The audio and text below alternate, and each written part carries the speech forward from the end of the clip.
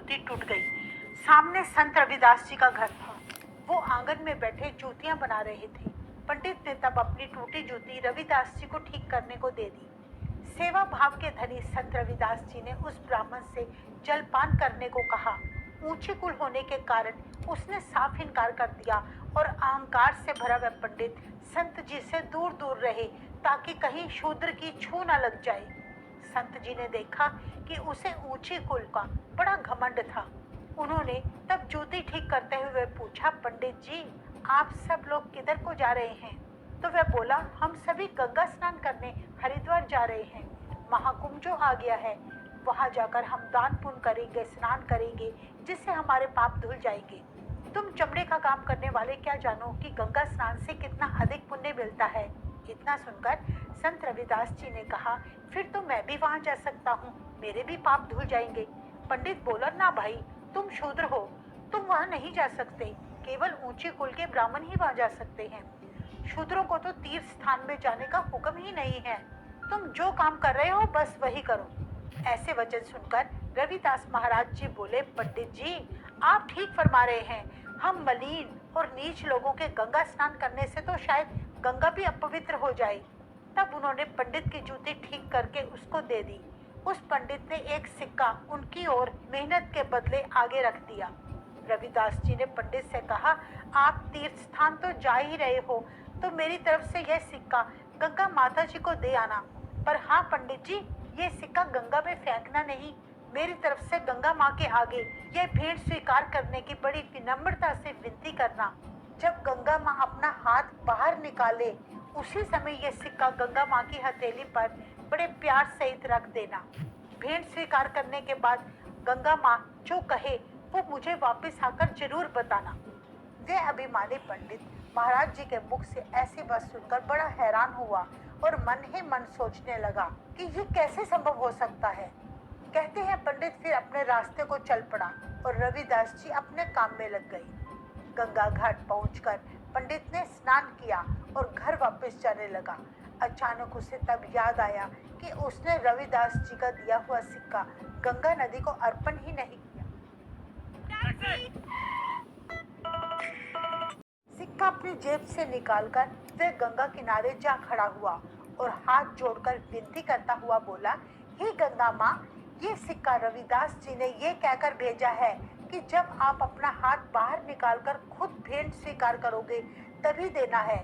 इसीलिए अगर आपको उनकी ये भेंट स्वीकार है तो कृपा करके अपना हाथ बाहर निकाले ताकि मैं लाई हुई भेंट आपको दे सकूं।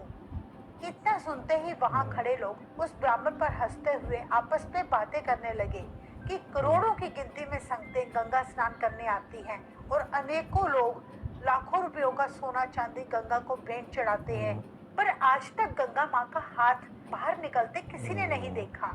फिर भला इस एक सिक्के में ऐसी कौन सी खास बात है जो गंगा माँ खुद भेंट लेने आएगी। कहते हैं ना, मनमुख को जब तक कोई चमत्कार नहीं दिखता तब तक उसको विश्वास नहीं होता कि सच्चा संत खुद ही परमेश्वर का रूप है। फिर साधु संत की महिमा का भेद तो आज तक वेद भी नहीं जान पाए, तो भला साधारण सा मनुष्य क्या जान सकता है। दूसरी तरफ पंडित गंगाराम ने जैसे ही माता गंगा के आगे प्रार्थना की, उसे ऐसा महसूस हुआ जैसे गंगा नदी बहते बहते रुक गई हो, हवा भी ठहर गई हो। हरिद्वार में तब एकदम सन्नाटा छा गया। लोग हैरान होकर एकदम टकटकी लगाई गंगा को देखने लगे। तभी एक चमत्कार हुआ। गंगा जल की चमक के बीच में से एक सुंदर हाथ बाहर निकला और आवाज आई, लाओ रविदास जी की भेंट। ऐसा नजारा देखकर पंडित गंगाराम के आश्चर्य की कोई सीमा न रही।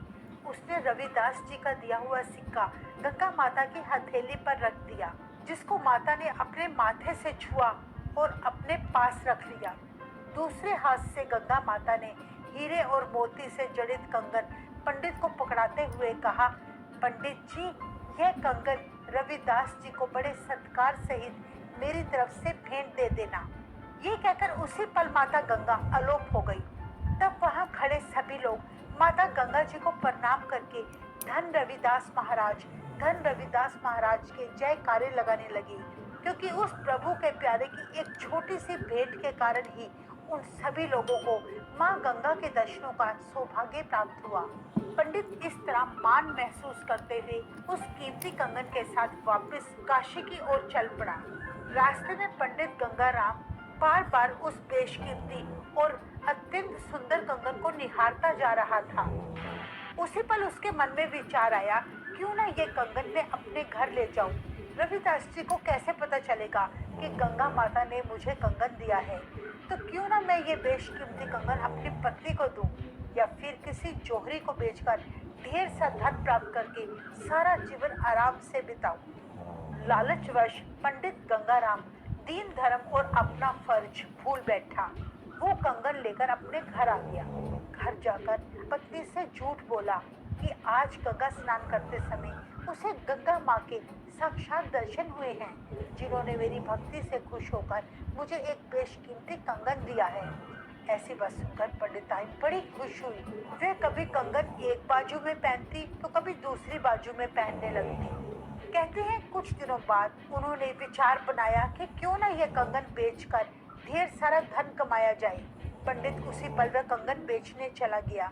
जोहरी हीरो का बना बेशकीमती कंगन देखकर बड़ा हैरान हुआ और सोचने लगा कि इतने बेशकीमती कंगन का ये कंगाल पंडित मालिक तो नहीं हो सकता। ऐसा कंगन तो महलों की रानियां ही पहन सकती है। शायद ये पंडित को जब महल में पूजा पाठ के लिए जाने का मौका मिला हो, उस दौरान इसने या तो महल से कंगन चोरी किया होगा या फिर महल में इसे कंगन गिरा हुआ मिला होगा। यह सोचकर जोहरी डर गया कि कल को कहीं कंगन मेरे पास देखकर राजा मुझे ही दोषी ना करार दे दे, ऐसे तो मेरा कारोबार ही खत्म हो जाएगा। जोहरी ने उसी पल राजे को खबर भेजी। राजे के सिपाहियों ने तब पंडित को कंगन समेत शक के आधार पर राज दरबार में पेश किया। उन दिनों राजा जय प्रताप का राज था। राजा ने पंडित से पूछा, तुम्हारे पास ये बेशकीमती कंगन कहाँ से आया है? पंडित तो पहले ही बहुत डरा हुआ था। सोचने लगा कि अब एक झूठ को छिपाने के लिए मुझे पता नहीं कितने झूठ बोलने पड़ेंगे।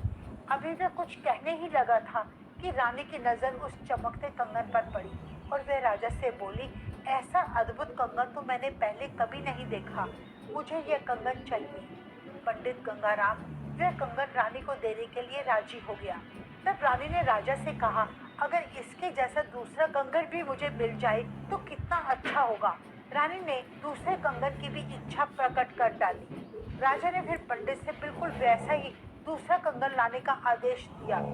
इतना सुनकर पंडित बुरी तरह से अपने ही जाल में फंस गया।